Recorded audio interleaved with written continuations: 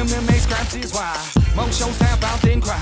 We the ones like 'em now at the end of the bout with our hands to the. And that's a guy that you at one point had fought.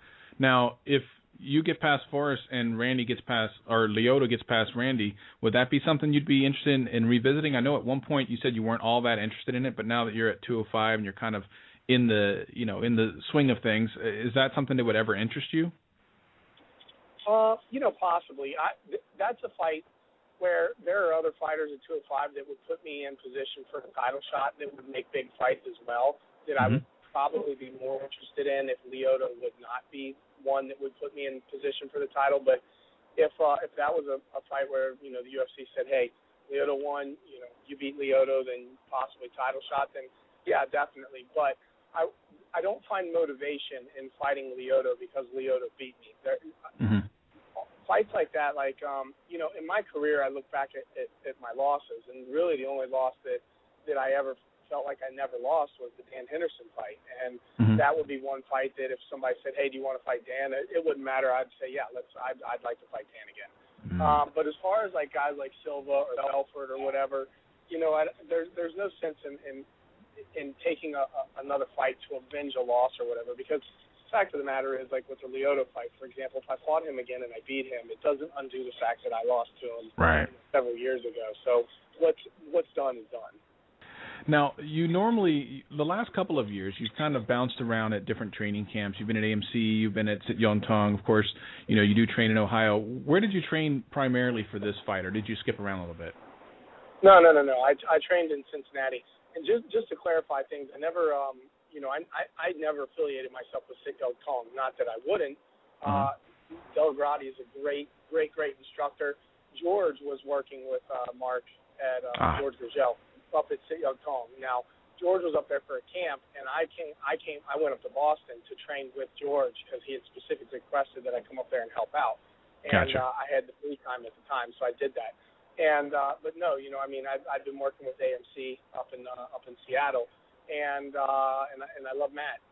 He's a great instructor and all that kind of stuff. But fortunately for the travel, it just gets really difficult to travel, especially in large chunks. When you're gone from home 3-4+ weeks at a time, it gets really difficult. You're away from family, you're away from your daily life, and things start to build up that you're missing out on. And so, for this camp in particular, I had good training partners that I could rely on, and guys that could mimic Forrest's style and his body type, and so I decided to stay here in Cincinnati this time.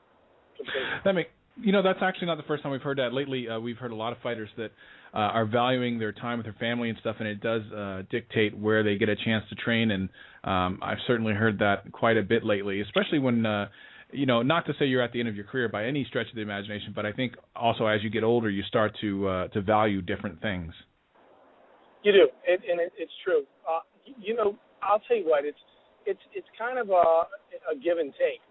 Travel is nice because when you're on the road, I don't have to worry about, and of course I don't have to worry about it now because it's cold out, but I don't have to worry about things like cutting my grass or all those daily chores. When you're on the road, it's just your sole focus is to train for the fight, and so you go train and you come back to where you're staying and you sit and relax and watch TV or whatever it is you're going to do, read a book, and then you go back and train again, and you don't have to worry about any of that other stuff because the washing the car and the changing the tires and the cutting the grass and all those kinds of things, they really don't exist when you're out of town.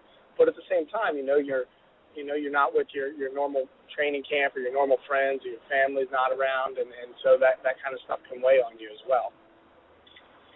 So going forward, do you know about how much longer you want to fight? I asked this to Sean Shirk the other day, just because he's accomplished so much. He's already been a champion, and as he gets older, he says injuries become harder and harder to come back from. So he's taking fights. So he would come back from an injury earlier in his life than he is now, and obviously I would say you're probably doing the same. When does it come to the point where you have to go, okay, maybe my career's over? I think I'll say this for me.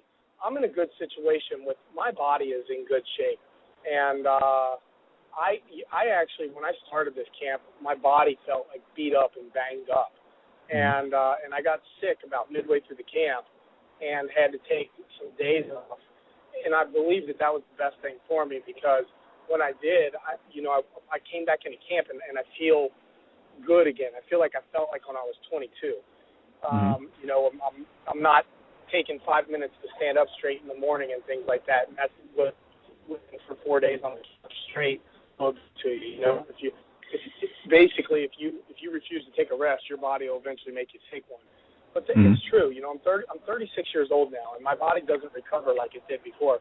And I'm not just talking from injury. I've been fortunate that I don't have a whole lot of nagging injuries. I don't have shoulder problems or elbow problems or anything like that. My elbows get sore after throwing punches for 8 weeks of a camp nonstop and things like that. But for the most part, my body is in really good shape for a 36-year-old athlete. I can get up in the morning and I can put my gym shoes on and I can take off running, and it doesn't take me 3 hours to get warmed up and heating pads and icy hot and all that kind of stuff. But, so recovering from injuries, yeah, definitely there's a big difference between being 36 and 22. But even more important than that is recovering from workouts, and that's the thing that I noticed being my age. I hear fighters all the time, if they lose a fight, they always say, you know what, I'm going to go back in the gym and I'm going to train harder. And, quite frankly, I'm one of the hardest training guys in the business, and I can't go train any harder. And so as I've aged, I've had to learn how to train smarter with an older body. And that's what you have to do, because you come off of a workout. And, I used to get up in the morning and go through a hard workout. And then I'd run around all day long, and I would do errands, and I'd be here and I would be there. And then I would go back in the gym, and I'd do the same thing that night.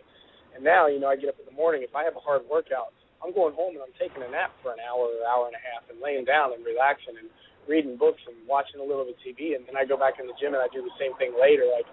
My body it doesn't keep up the way that it used to keep up. So you have to eliminate a lot of the excessiveness of your training and the excessiveness of your days.